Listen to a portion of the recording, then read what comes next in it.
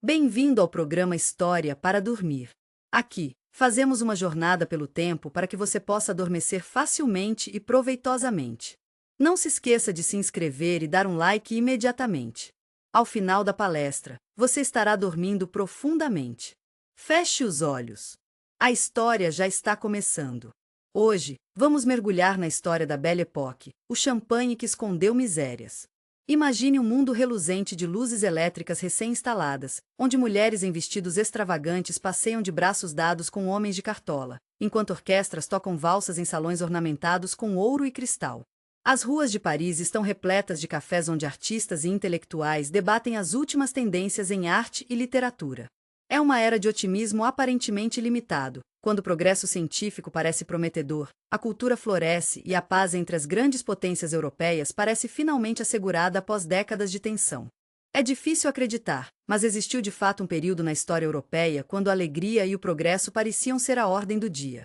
Este foi o tempo que ficou conhecido como Belle Époque, a Bela Época, que se estendeu aproximadamente de 1871 a 1914, do fim da Guerra Franco-Prussiana ao início da Primeira Guerra Mundial. Foi uma era de extraordinária criatividade, inovação e prazer, particularmente para as classes privilegiadas.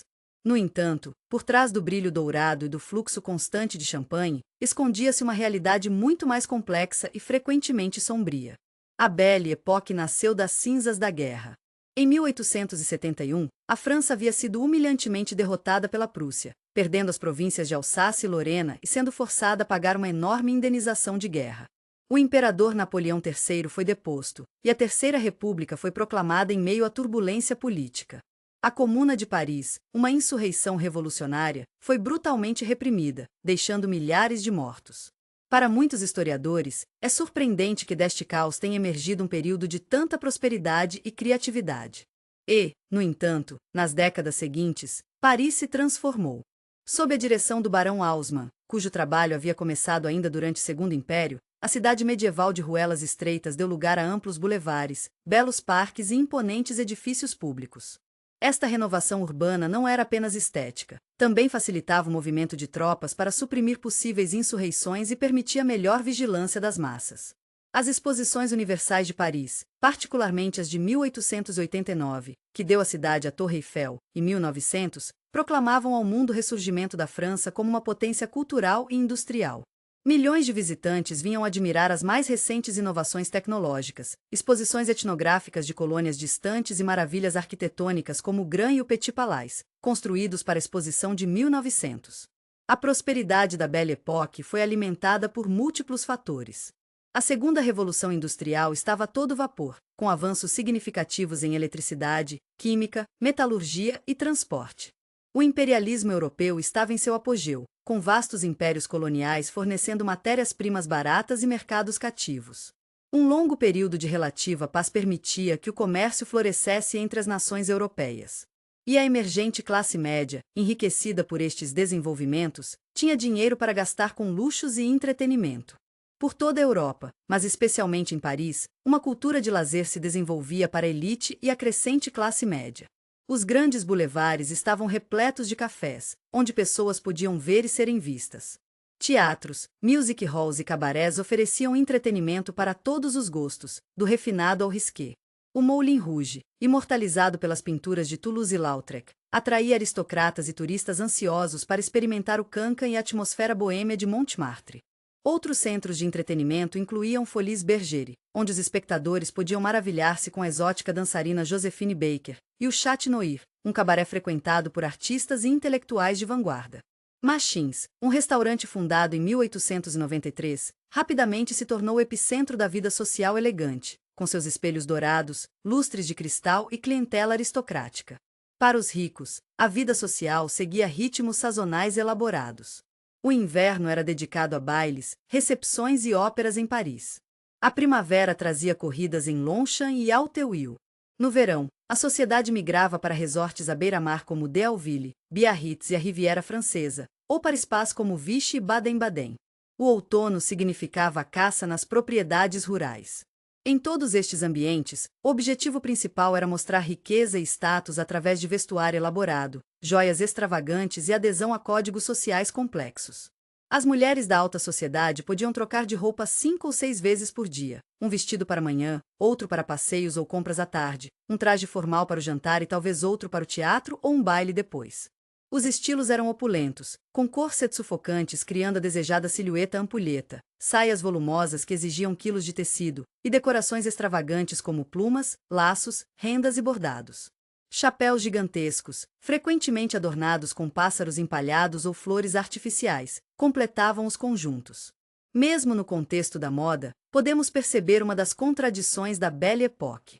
Os vestidos que as mulheres da elite usavam eram tão restritivos que elas mal podiam se mover sem auxílio. Os corsets causavam problemas respiratórios e deformações internas. E ainda assim, este período também testemunhou os primeiros passos em direção à liberação feminina no vestuário. Designers como Paul Poiret começaram a libertar as mulheres do corset por volta de 1908, criando silhuetas mais fluidas inspiradas em estilos orientais. O crescente interesse feminino por esportes como tênis, ciclismo e mesmo natação exigia roupas mais práticas, abrindo caminho para reformas na moda que culminariam nos anos 1920. A cultura de café da Belle Époque era muito mais que apenas um local para consumir bebidas. Cafés como Les Deux Magots, Café de La Paix e La Closerie des Lilas eram centros de vida intelectual onde artistas, escritores e pensadores se reuniam para debater, criar e exibir seus trabalhos. Esta era a era do simbolismo e depois do impressionismo, do pós-impressionismo, Art Nouveau e finalmente das primeiras vanguardas modernistas como o cubismo e o fauvismo. Claude Monet, Auguste Renoir, Edgar Degas e seus colegas impressionistas já vinham desafiando as convenções artísticas desde a década de 1870, buscando capturar a qualidade fugaz da luz e da atmosfera e os ritmos da vida urbana moderna. Seus sucessores, como Paul Cézanne, Vincent van Gogh e Paul Gauguin, levaram estas explorações ainda mais longe, abrindo caminho para as revoluções artísticas do século XX. Na literatura, esta foi a era dos grandes romancistas realistas e naturalistas como Émile Zola, cujos livros frequentemente expunham as duras condições sociais por trás da fachada brilhante da Belle Époque. Marcel Proust, em sua monumental Em Busca do Tempo Perdido, ofereceu um retrato íntimo e nostálgico da sociedade parisiense deste período. Poetas como Stéphane Mallarmé e Paul Verlaine exploravam novos territórios de expressão simbólica, enquanto o teatro era revolucionado por dramaturgos inovadores como Henrik Ibsen e Anton Chekhov. A música clássica experimentava sua própria revolução com compositores como Claude Debussy e Maurice Ravel, que criaram um som distintivamente francês em resposta à dominação alemã na música. A música popular também florescia, com o surgimento do music hall, do cabaré e da opereta. Compositores como Jacques Offenbach criavam obras que captavam perfeitamente o espírito frívolo e frequentemente satírico da era. A Belle Époque testemunhou avanços científicos e tecnológicos impressionantes, muitos dos quais transformaram profundamente a vida cotidiana. A eletricidade gradualmente substituía o gás como fonte de iluminação nas cidades, criando um ambiente urbano mais brilhante e dinâmico. O telefone, inventado por Alexander Graham Bell em 1876, começava a conectar pessoas a longas distâncias. O automóvel, embora ainda um brinquedo de luxo para os muito ricos, prometia revolucionar o transporte. O cinema nasceu durante este período, com os irmãos Lumière realizando a primeira exibição pública em Paris em 1895.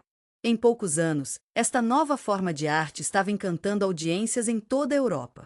Em 1903, Marie e Pierre Curie receberam o Prêmio Nobel por seu trabalho revolucionário com radioatividade. Os primeiros voos motorizados, realizados pelos irmãos Wright em 1913 e posteriormente por aviadores europeus, pareciam concretizar o antigo sonho humano de voar.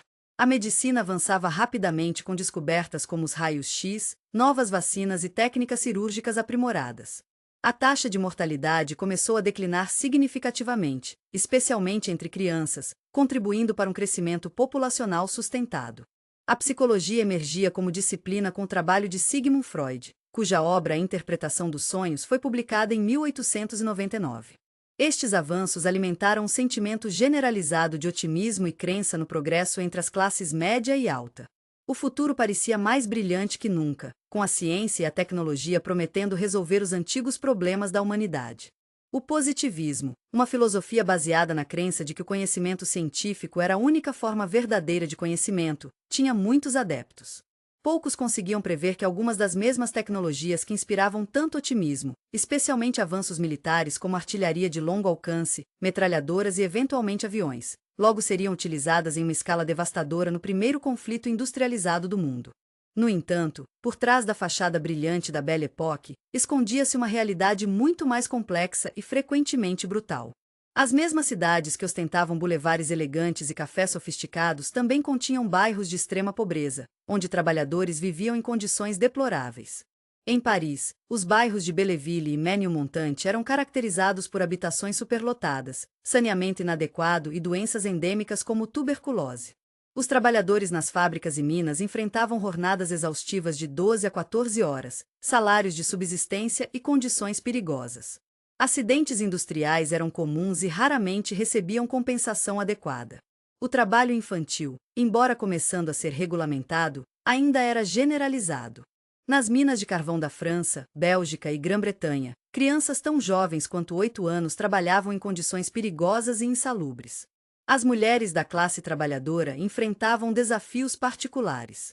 Frequentemente recebiam apenas metade ou um terço do salário dos homens pelo mesmo trabalho. Muitas trabalhavam como empregadas domésticas, sujeitas aos caprichos de seus empregadores e frequentemente vulneráveis a assédio e abuso sexual.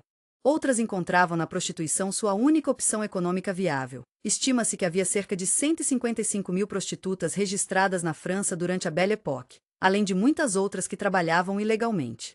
As divisões de classe eram gritantes e rigidamente mantidas.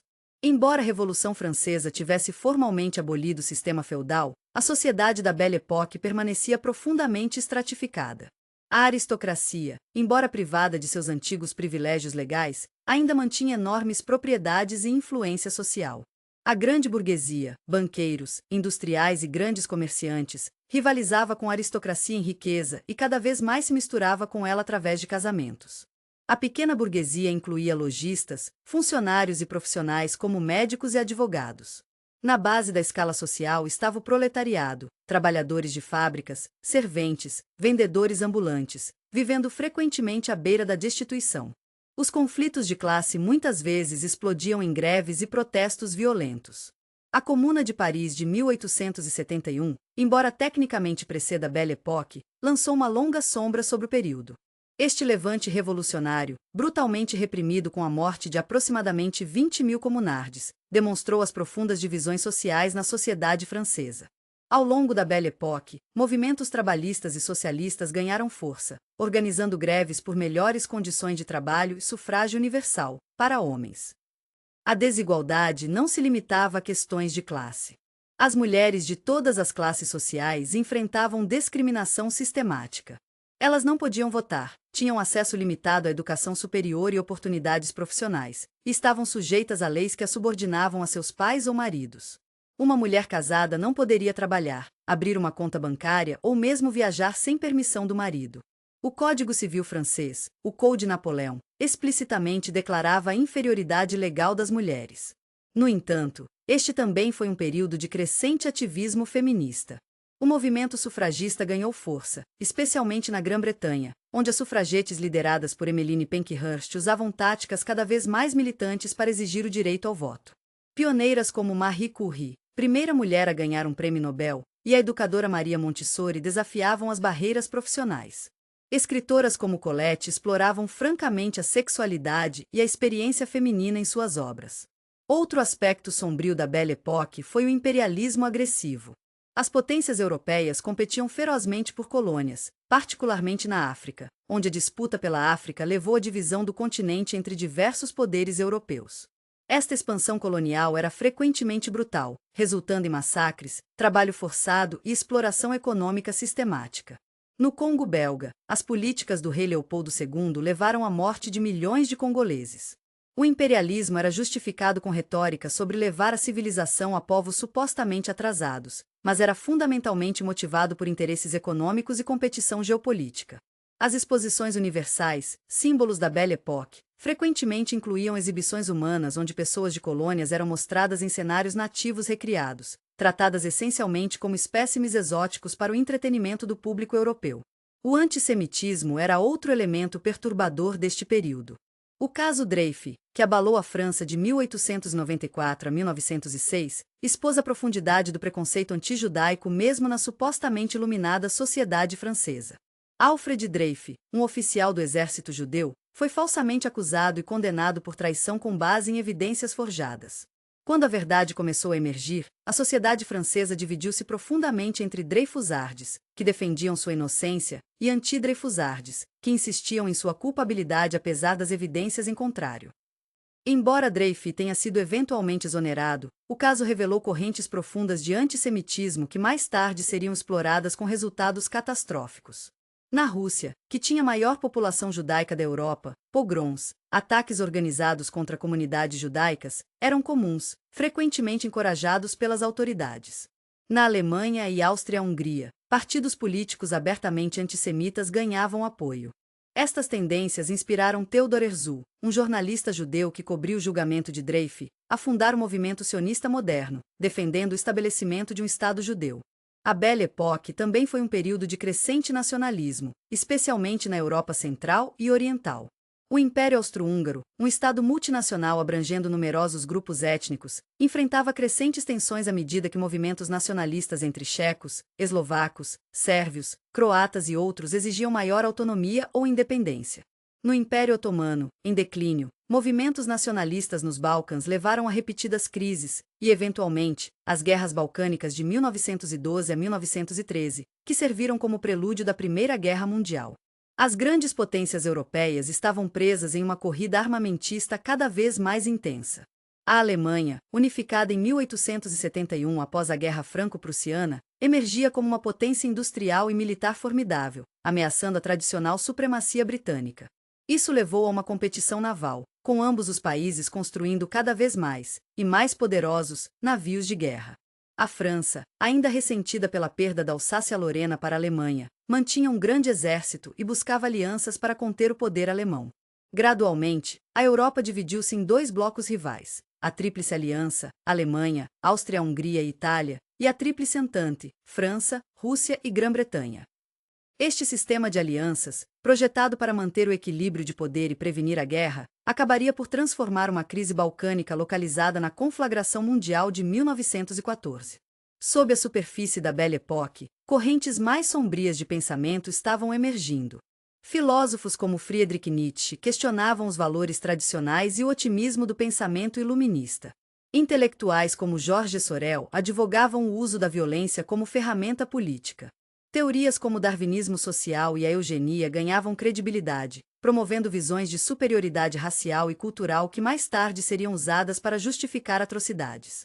Nas artes, o movimento decadente e os primeiros expressionistas capturavam um senso crescente de alienação, ansiedade e previsão de catástrofe. Obras como A Interpretação dos Sonhos de Freud sugeriam que sob a aparente racionalidade da mente humana borbulhavam forças irracionais poderosas. Em retrospecto, podemos ver estes desenvolvimentos como presságios da violência e ruptura que logo explodiriam na Primeira Guerra Mundial. É importante reconhecer que a Belle Époque não foi exclusivamente um fenômeno francês ou mesmo parisiense, embora a capital francesa seja frequentemente vista como seu epicentro. Viena, capital do Império Austro-Húngaro, viveu sua própria versão da Belle Époque, com seus cafés animados, valsa elegante e riqueza cultural. Este foi o Viena de Gustav Klimt, Sigmund Freud, Gustav Mahler e Alma Schindler, um caldeirão de inovação artística, científica e filosófica. Berlim emergia como uma metrópole moderna, com uma vibrante vida noturna e cultura experimental. Londres, centro do maior império do mundo, era uma cidade de contrastes extraordinários, dos salões elegantes de Mayfair aos cortiços do East End tão vividamente descritos por Charles Dickens. Em todas estas cidades, o champanhe corria livremente nos círculos de elite, enquanto a pobreza e exploração permaneciam endêmicas nas classes trabalhadoras. Nos Estados Unidos, este período sobrepõe-se à Gilded Age, Era Dourada, quando magnatas da indústria como Rockefeller, Carnegie e Morgan acumulavam fortunas sem precedentes enquanto imigrantes e trabalhadores frequentemente viviam em condições terríveis. Em Nova York, a elite social liderada por figuras como Caroline Astor emulava os modos e luxos europeus, financiando óperas, colecionando arte e construindo mansões extravagantes. A Belle Époque terminou tão abruptamente quanto o estouro de uma bolha de champanhe. Em 28 de junho de 1914, o arquiduque Franz Ferdinand, herdeiro do trono austro-húngaro, foi assassinado em Sarajevo por um nacionalista sérvio. Este evento desencadeou uma série de decisões políticas e militares que, em poucas semanas, mergulharam a Europa na Primeira Guerra Mundial. Inicialmente, A guerra foi recebida com entusiasmo por muitos. Multidões reuniram-se nas ruas de Paris, Berlim, Londres e outras capitais europeias para celebrar e despedir soldados que marchavam para o fronte. Havia um sentimento generalizado de que a guerra seria curta e gloriosa. Em casa antes do Natal era um refrão comum. A realidade revelou-se brutalmente diferente. A Primeira Guerra Mundial transformou-se em um conflito prolongado e devastador que matou aproximadamente 20 milhões de pessoas e feriu outros 21 milhões. As mesmas tecnologias que haviam inspirado tanto otimismo durante a Belle Époque, química industrial, produção em massa, motores a combustão, foram aplicadas à matança em escala industrial. O gás venenoso, metralhadoras, artilharia de longo alcance, submarinos e eventualmente tanques e aviões transformaram a natureza da guerra. Quando o conflito finalmente terminou em novembro de 1918, o mundo que emergiu era irreconhecível em relação àquele de 1914. 4 impérios haviam desmoronado: o alemão, o austro-húngaro, o russo e o otomano. Novas nações surgiram de suas ruínas. Milhões haviam sido mortos, economias estavam em ruínas, e a fé no progresso e na racionalidade humana estava profundamente abalada. Para aqueles que haviam vivido a Belle Époque, o contraste não poderia ser mais gritante. O escritor Stefan Zweig, em sua memória O Mundo de Ontem, descreveu o período pré-guerra como uma era de ouro da segurança, onde tudo tinha sua norma, sua medida definida e seu peso. Este mundo de certezas aparentes e otimismo ilimitado havia sido irrevogavelmente perdido.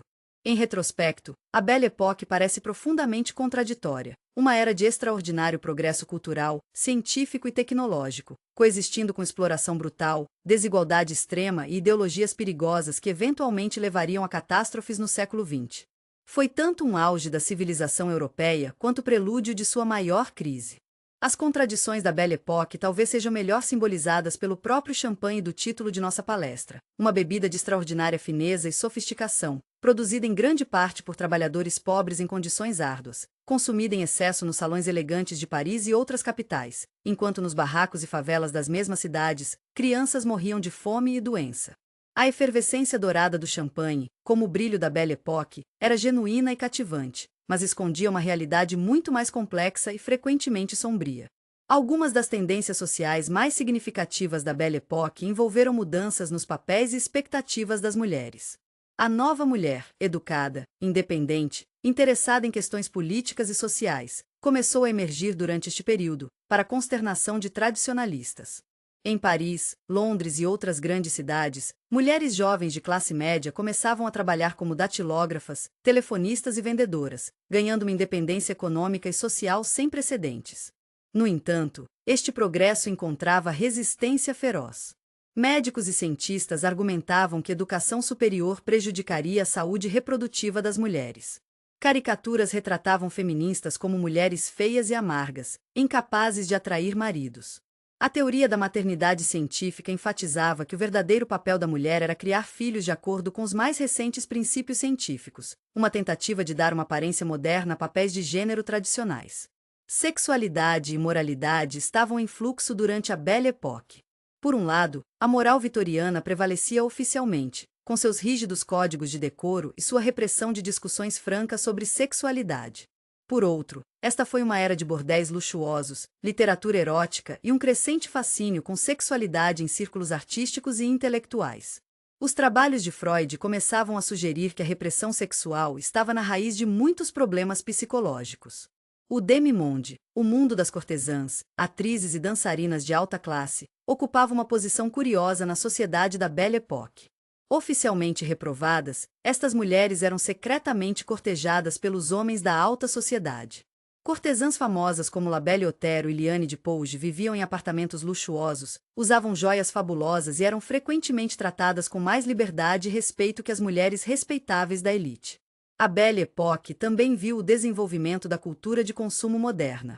Grandes lojas de departamentos como Galeries Lafayette e Le Bon Marché em Paris, Harrods em Londres e Cadio em Berlim transformaram as compras de uma necessidade em uma experiência de lazer, particularmente para mulheres de classe média e alta. Com seus átrios magníficos, escadas imponentes e displays elaborados, estas lojas eram templos para o novo culto do consumismo. A publicidade tornou-se mais sofisticada e onipresente, com cartazes artísticos de designers como Alphonse Mucha e Toulouse-Lautrec adornando as ruas de Paris. Marcas nacionais e internacionais começaram a emergir, vendendo produtos padronizados com marketing consistente. O consumo tornou-se cada vez mais ligado à identidade e status social, um desenvolvimento que apenas se intensificaria no século XX. O transporte estava em revolução durante a Belle Époque. Sistemas de metrô foram construídos em Londres, Paris, Budapeste e outras grandes cidades, tornando mais fácil para as pessoas se deslocarem entre casa e trabalho e contribuindo para a expansão urbana. A bicicleta, que se tornou mais segura e confortável com a introdução do Safety Bicycle na década de 1880, proporcionou mobilidade sem precedentes, especialmente para mulheres, que ganharam independência significativa com esta nova forma de transporte. A era do automóvel estava apenas começando, mas já transformava a vida urbana. Os primeiros carros eram brinquedos de luxo para os muito ricos, frequentemente menos confiáveis que cavalos e exigindo motoristas contratados para operá-los e mantê-los. No entanto, pioneiros como Carl Benz, Gottlieb Daimler e depois Henry Ford estavam desenvolvendo tecnologia que logo tornaria o transporte motorizado acessível a um público muito mais amplo. Viagens internacionais tornaram-se mais comuns durante a Belle Époque, pelo menos para as classes privilegiadas. A Compagnie Internationale des Wagonslits operava trens de luxo como o lendário Orient Express, permitindo que viajantes abastados cruzassem a Europa em confortos sem precedentes. Grandes navios a vapor permitiam travessias transatlânticas mais rápidas e confortáveis, embora ainda estratificadas por classe. Guias como os populares guias Baedeker forneciam informações detalhadas para viajantes independentes. O turismo de massa começou a emergir durante este período. Thomas Cook, na Grã-Bretanha, organizava excursões para a classe média, tornando viagens ao exterior acessíveis para professores, funcionários e comerciantes de classe média. Resorts à beira-mar como Brighton, na Inglaterra, Deauville, na França e Atlantic City, nos Estados Unidos, atraíam visitantes de todas as classes sociais, embora praias e instalações frequentemente permanecessem segregadas por classe. A gastronomia atingiu novos patamares durante a Belle Époque. Restaurantes de luxo como Machins em Paris e o Savoy em Londres estabeleceram padrões de serviço e culinária que definiram a alta cozinha por gerações. O chefe Auguste Escoffier revolucionou a culinária francesa, sistematizando-a e transformando-a em uma disciplina rigorosa. Ao mesmo tempo, a culinária regional francesa era celebrada em bistros e brasseries, que serviam pratos tradicionais a preços acessíveis. O consumo de bebidas alcoólicas era generalizado durante a Belle Époque, atravessando classes sociais. O champanhe, é claro, simbolizava luxo e celebração, consumido em grandes quantidades nos cabarés e casas de elite. Absinto, uma bebida alcoólica potente e supostamente alucinógena, era associado com boêmios e artistas. Em tavernas de classe trabalhadora, cerveja e vinho barato eram básicos, frequentemente consumidos em quantidade como escape de vidas difíceis. O alcoolismo era um problema social significativo, particularmente em bairros pobres. A vida familiar durante a Belle Époque variava drasticamente por classe social. Em famílias de elite, crianças eram frequentemente criadas principalmente por babás e governantas, vendo seus pais apenas em horários designados. A educação de meninos de elite visava prepará-los para carreiras em negócios, política ou exército, enquanto meninas eram educadas principalmente para serem esposas e anfitriãs. Casamentos eram frequentemente arranjados com base em considerações financeiras e sociais, particularmente na aristocracia. Para a classe média, a família nuclear tornava-se cada vez mais o ideal. O pai. Para a classe média, a família nuclear tornava-se cada vez mais o ideal. O pai trabalhava fora, enquanto esperava-se que a mãe criasse os filhos e administrasse o lar. Uma crescente ênfase na privacidade e conforto doméstico refletia-se em casas projetadas com espaços mais especializados, salas de jantar separadas, quartos privados, áreas distintas para entretenimento. Na classe trabalhadora, a realidade era muito diferente. Famílias frequentemente viviam em 1 ou 2 cômodos, com pouca privacidade. Crianças começavam a trabalhar desde jovens para contribuir com a renda familiar. Em alguns bairros pobres, 1 em cada 4 bebês morria antes de completar 1 ano. A educação expandiu-se significativamente durante a Belle Époque. Na França, as reformas de Jules Ferry na década de 1880 estabeleceram educação primária gratuita, obrigatória e secular para todas as crianças. Sistemas educacionais similares foram implementados em muitos países europeus. No entanto, oportunidades educacionais permaneciam fortemente estratificadas por classe e gênero. Crianças de classe trabalhadora raramente progrediam além da educação primária básica, enquanto meninas eram frequentemente direcionadas para currículos enfatizando habilidades domésticas em vez de acadêmicas. O acesso à educação superior permanecia extremamente limitado para mulheres. Quando Marie Curie buscou educação superior, ela teve que deixar sua Polônia natal, então parte do Império Russo, para estudar na Sorbonne em Paris, uma das poucas instituições que admitiam mulheres. Mesmo assim, ela enfrentou obstáculos significativos em sua carreira, apesar de suas conquistas extraordinárias. A religião permanecia uma força poderosa durante a Belle Époque, mas seu papel estava mudando. Na França, tensões entre a Igreja Católica e a República resultaram em uma série de leis secularizantes, culminando na separação oficial entre Igreja e Estado em 1905. A prática religiosa regular começou a declinar em áreas urbanas, especialmente entre homens da classe trabalhadora. Ao mesmo tempo, novas formas de espiritualidade, incluindo espiritismo, teosofia e ocultismo, ganhavam adeptos entre a classe média educada. A Belle Époque testemunhou um interesse crescente em esportes e cultura física. O barão Pierre de Coubertin reviveu os Jogos Olímpicos modernos em 1896, inspirado por ideais de cavalheirismo atlético e competição internacional pacífica. Clubes de ginástica, ciclismo e tênis proliferaram entre as classes média e alta. Para espectadores, corridas de cavalo, boxe, cada vez mais, futebol ofereciam entretenimento e oportunidades de apostas. Para as classes trabalhadoras, o lazer permanecia limitado. O dia de trabalho de 10 a 12 horas, frequentemente incluindo sábados, deixava pouco tempo para recreação. A luta por uma jornada de 8 horas e o fim de semana reconhecível foi uma importante demanda trabalhista durante este período. Onde existia tempo livre, tabernas locais, partidas de futebol e, em cidades costeiras, praias públicas ofereciam diversão a preços acessíveis. A mídia em massa moderna começou a tomar forma durante a Belle Époque. Avanços na tecnologia de impressão permitiram a produção de jornais baratos em grande escala.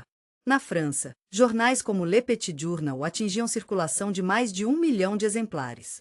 Estes jornais eram frequentemente sensacionalistas, focando em crime, escândalos e histórias humanas emocionantes para atrair leitores. Revistas ilustradas como a francesa Elle Illustration e a britânica The Illustrated London News combinavam reportagens com imagens de alta qualidade, proporcionando janelas para eventos mundiais para seu público predominantemente de classe média. Revistas femininas como La Mode Illustrée na França e The Ladies Home Journal nos Estados Unidos alcançavam enorme popularidade, oferecendo conselhos sobre moda, gerenciamento doméstico e comportamento social.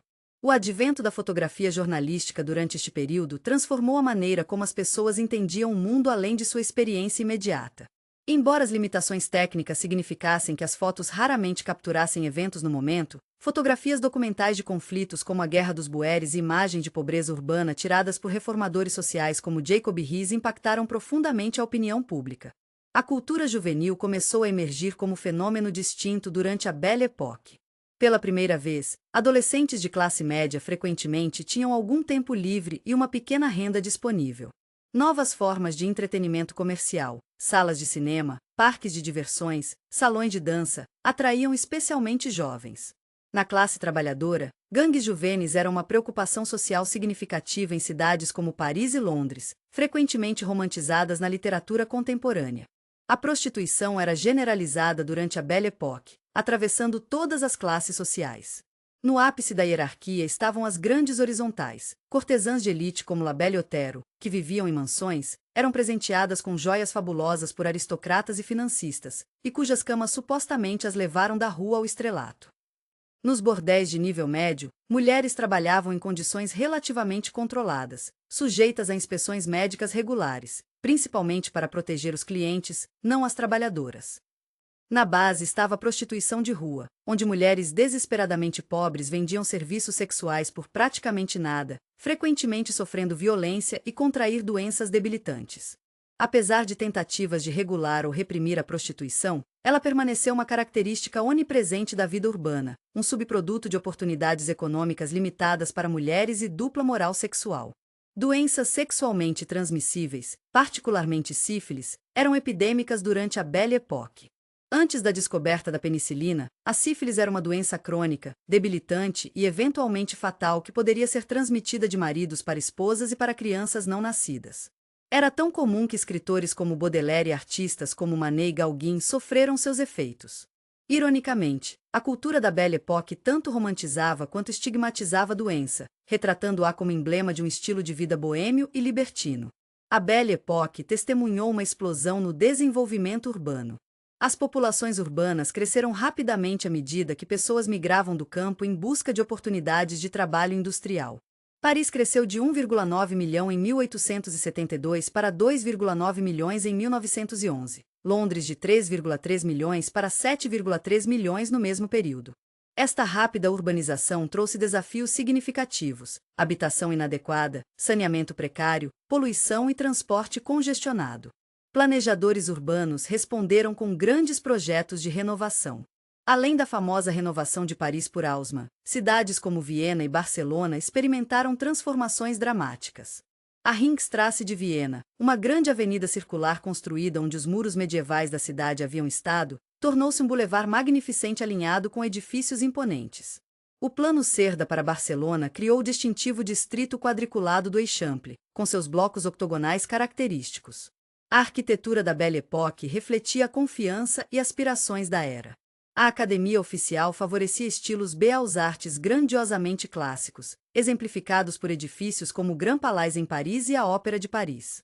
Mais radicalmente, o Art Nouveau, conhecido por diferentes nomes em diversos países, Jugendstil na Alemanha, Secessão em Viena, Modernismo na Espanha, rejeitava revivalismo histórico em favor de formas orgânicas fluidas inspiradas na natureza. Arquitetos inovadores como Victor Horta na Bélgica, Antoni Gaudí na Espanha e Charles René Mackintosh na Escócia criaram edifícios que rompiam completamente com o passado. O uso de novos materiais industriais, especialmente ferro e posteriormente concreto armado, permitiu formas arquitetônicas sem precedentes. A Torre Eiffel, inicialmente planejada como estrutura temporária para a Exposição Universal de 1889, exemplificava tanto as possibilidades do ferro quanto a ambição da Belle Époque. A Belle Époque foi uma era de contrastes surpreendentes. Avenidas elegantes como a Avenue des Champs-Élysées em Paris ou a Ringstrasse em Viena estavam a apenas alguns quarteirões de cortiços terríveis onde famílias inteiras viviam em um único cômodo. Enquanto a elite aproveitava banquetes elaborados de vários pratos em restaurantes de luxo como Machins, crianças famintas em bairros pobres vasculhavam lixeiras em busca de comida. Clínicas médicas modernas atendiam os ricos, enquanto doenças facilmente evitáveis matavam os pobres. O próprio termo Belle Époque foi cunhado retrospectivamente, após o trauma da Primeira Guerra Mundial, refletindo uma nostalgia por um tempo aparentemente mais simples, mais elegante e mais otimista. Esta visão nostálgica persistiu na cultura popular através do século XX até o presente, com filmes como Midnight em Paris de Woody Allen e Moulin Rouge de Baz Luhrmann reforçando a imagem romântica da Paris da Belle Époque. A realidade, como vimos, era muito mais complexa. Foi realmente uma era de extraordinário florescimento cultural e progresso tecnológico, mas também de injustiça severa, exploração brutal e tensões crescentes que eventualmente levariam à catástrofe. O champanhe que escondeu misérias do nosso título captura esta dualidade essencial, o brilho reluzente na superfície da sociedade, e as realidades mais sombrias escondidas por essa efervescência dourada. Para as potências europeias, a Belle Époque representou o ápice de sua dominação global, um momento em que controlavam aproximadamente 85% da superfície terrestre mundial através de impérios coloniais vastos. Esta hegemonia parecia inabalável, sua continuação indefinida assumida como certa. Ninguém poderia ter previsto que dentro de algumas décadas, duas guerras mundiais devastadoras, revoluções, movimentos de independência e o surgimento de novas superpotências reduziriam drasticamente essa influência. Mesmo enquanto celebravam seu poder e sofisticação, as elites europeias estavam inconscientemente lançando as sementes de seu próprio declínio. As mesmas tecnologias, redes de comunicação global e ideologias que impulsionaram a expansão europeia eventualmente permitiriam que povos colonizados organizassem resistência efetiva. O nacionalismo promovido entre potências europeias inevitavelmente inspiraria movimentos nacionalistas em suas colônias. E as próprias tensões e rivalidades que levaram à Primeira Guerra Mundial surgiram em parte da competição por domínio imperial. A Belle Époque também testemunhou um significativo desenvolvimento de movimentos políticos que teriam enorme impacto no século XX. Partidos socialistas ganharam força em muitos países europeus, notavelmente o Partido Social Democrata na Alemanha e a seção francesa da Internacional Trabalhista, predecessor do Partido Socialista, na França. Sindicatos tornaram-se atores políticos cada vez mais importantes, organizando greves dramáticas por melhores condições de trabalho. Ao mesmo tempo, movimentos nacionalistas mais agressivos estavam emergindo, frequentemente combinando tradicionalismo cultural com políticas de ressentimento modernas. Antissemitismo político organizado ganhou terreno em países como a França, onde a Liga Antissemita da França foi fundada em 1889, e Áustria, onde o virulentamente antissemita Karl Lueger foi eleito prefeito de Viena em 1897. Estas tendências políticas concorrentes, socialismo internacionalista versus nacionalismo chauvinista, democracia liberal versus movimentos mais autoritários, definiram muito do conflito político do início do século XX. A Belle Époque não foi apenas o prelúdio da Primeira Guerra Mundial, mas também das revoluções, contra-revoluções e conflitos ideológicos que a seguiram.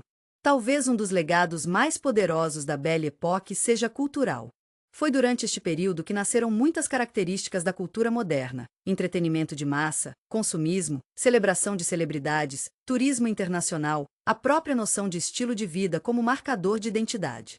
A cultura café de Paris, celebrada em inúmeros filmes e romances, estabeleceu um ideal de urbanidade sofisticada e conversação intelectual que continua a influenciar ambientes semelhantes até hoje.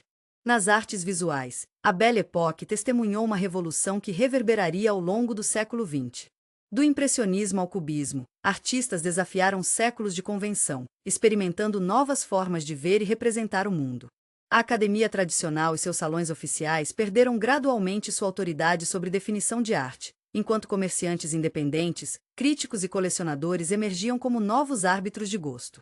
Esta democratização e pluralização de critérios artísticos continua na era contemporânea. A moda da Belle Époque estabeleceu precedentes para a indústria da moda moderna.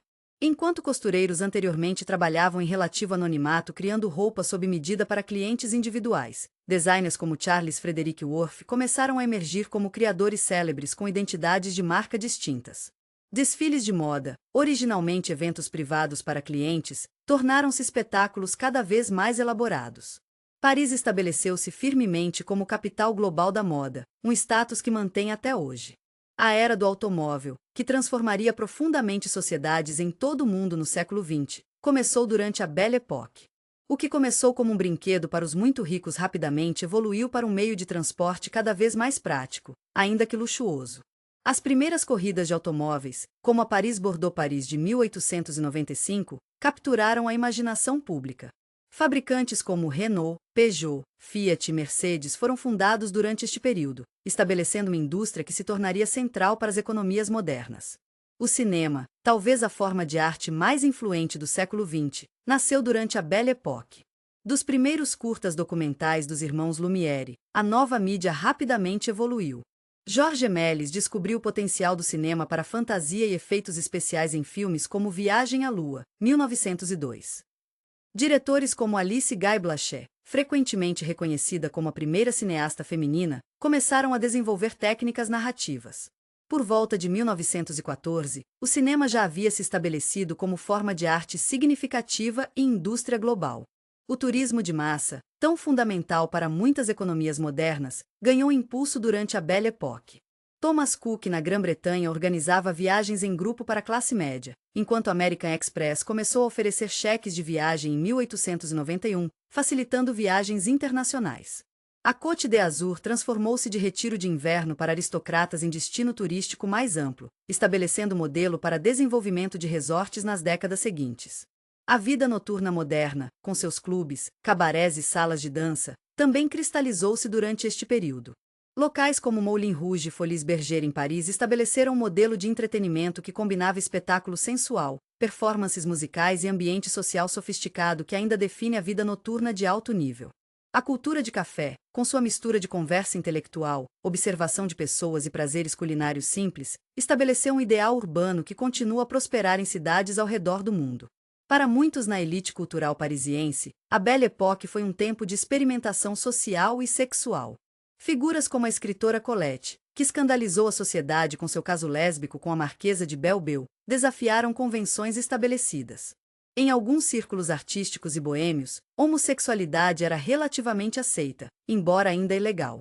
Robert de Montesquieu, poeta, dandy e esteta, era abertamente homossexual em círculos privados, eventualmente tornando-se modelo para o Barão de Charlus em Busca do Tempo Perdido de Proust. No entanto, estas liberdades eram extremamente limitadas e frequentemente precárias. Oscar Wilde, que frequentemente visitava Paris e admirava sua cultura, foi condenado a trabalhos forçados na Grã-Bretanha em 1895 por indecência grave, um eufemismo para a homossexualidade. Após sua libertação, ele passou seus últimos anos em exílio em Paris, sua saúde e espírito quebrados.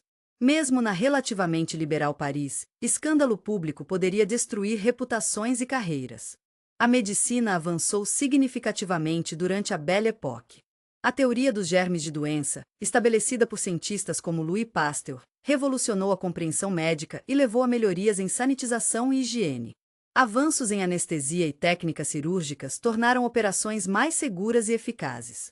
Novas vacinas e tratamentos foram desenvolvidos para doenças como difteria e raiva.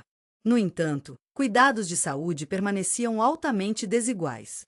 Hospitais públicos, como o Hôtel Dieu em Paris, ofereciam condições básicas para os pobres, enquanto médicos particulares e clínicas luxuosas serviam à elite.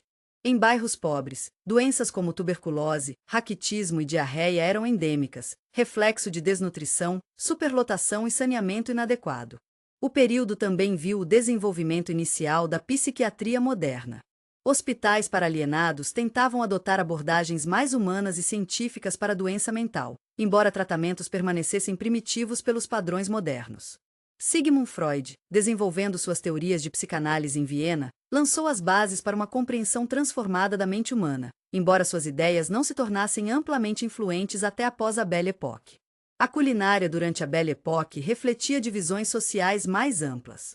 Para a elite, este foi o auge da alta cozinha francesa clássica, codificada pelo lendário chefe Auguste Escoffier. Restaurantes de luxo como Machins em Paris, o Savoy em Londres, onde Escoffier trabalhou, e Delmônicos em Nova York serviam elaborados menus de múltiplos pratos com serviço meticuloso. Jantares privados entre a alta sociedade podiam incluir 12 ou mais pratos, do caviar e ostras a sobremesas elaboradas, acompanhados por vinhos finos e champanhe. Para a classe média, restaurantes mais modestos e bistros ofereciam versões simplificadas da culinária francesa clássica. Refeições familiares em casa para a burguesia eram menos luxuosas que banquetes aristocráticos, mas ainda seguiam princípios similares, com múltiplos pratos e aderência a normas sociais elaboradas. Para a classe trabalhadora, comida era frequentemente uma questão de simples subsistência. Pão constituía até 70% da dieta diária de trabalhadores em Paris, suplementado com sopas, legumes e muito raramente carne. Cantinas de trabalho serviam refeições simples e baratas, enquanto tabernas ofereciam refeições econômicas para trabalhadores. Em bairros pobres, vendedores ambulantes forneciam alimentos baratos, frequentemente de qualidade questionável, para aqueles sem instalações de cozinha adequadas. Inovações culinárias durante este período incluíram a crescente popularidade de restaurantes exóticos, principalmente oferecendo versões altamente adaptadas de cozinhas russa, turca ou chinesa para paladares europeus. O serviço de alimentos industrializados começou a se desenvolver, com enlatados se tornando mais comuns e as primeiras versões de alimentos congelados aparecendo. Os grandes hotéis, como o Ritz em Paris, estabeleceram novos padrões de gastronomia de luxo, combinando hospedagem opulenta com restaurantes de classe mundial. A vida intelectual da Belle Époque era vibrante e frequentemente controversa. Os cafés de Paris, Viena e outras capitais europeias funcionavam como universidades sem paredes, onde artistas, escritores, filósofos e cientistas se reuniam para debater as mais recentes ideias. Revistas literárias e artísticas proliferavam, frequentemente associadas a movimentos específicos ou estéticas. Debates filosóficos fundamentais sobre a natureza da realidade, moralidade e sociedade agitavam círculos intelectuais. Filósofos como Henri Bergson desafiavam visões mecanicistas do mundo com teorias enfatizando intuição, experiência vivida e o fluxo do tempo. Friedrich Nietzsche, embora tenha morrido em 1900, exerceu influência crescente com sua crítica radical à moralidade convencional e religião. Na sociologia nascente, figuras como Émile Durkheim na França e Max Weber na Alemanha desenvolviam estruturas para compreender sociedades industriais modernas e as tensões que produziam. Durkheim explorou como a transição de comunidades tradicionais para sociedades urbanas industriais levava a novas formas de alienação e anomia. Weber analisou a burocracia moderna e o desencantamento do mundo que acompanhou a racionalização. As ciências naturais avançavam rapidamente, com descobertas transformadoras em física, química e biologia. A descoberta dos raios-x por Wilhelm Röntgen em 1895, do rádio por Marie-Pierre Curie em 1898, e a teoria da relatividade especial de Einstein em 1905 revolucionaram a compreensão do mundo físico. A teoria da evolução de Darwin, embora proposta décadas antes, continuava a gerar controvérsia e inspirar novas direções de pesquisa. Esta era de descoberta científica alimentou tanto otimismo quanto ansiedade. Por um lado, a ciência parecia oferecer soluções para problemas antigos da humanidade e controle sem precedentes sobre o ambiente natural. Por outro, descobertas como radioatividade e raio-x revelavam aspectos da realidade anteriormente desconhecidos, sugerindo que o mundo era mais estranho e possivelmente mais perigoso que previamente imaginado. À medida que você adormece, imagine-se caminhando pelos bulevares brilhantemente iluminados da Paris da Belle Époque. Carruagens e os primeiros automóveis passam, enquanto mesas de café transbordam para as calçadas. Música flutua de cabarés próximos, misturando-se ao som de taças de champanhe tilintando. De um lado, há o brilho e glamour de uma era confiante, otimista, em pleno florescimento cultural e tecnológico. De outro, as ruas escuras de Belleville, onde trabalhadores exaustos mal conseguem alimentar suas famílias e cada tosse pode sinalizar o início da tuberculose. Esta dualidade essencial, o champanhe que escondeu misérias, personifica uma era que foi, para alguns, verdadeiramente bela, mas para muitos, uma luta diária pela sobrevivência. É um lembrete de que, em qualquer época, a experiência humana é profundamente moldada por classe, gênero, etnia e fortuna, e que mesmo os períodos mais celebrados da história contêm suas próprias contradições, injustiças e tragédias. Boa noite, e até nossa próxima viagem pela história.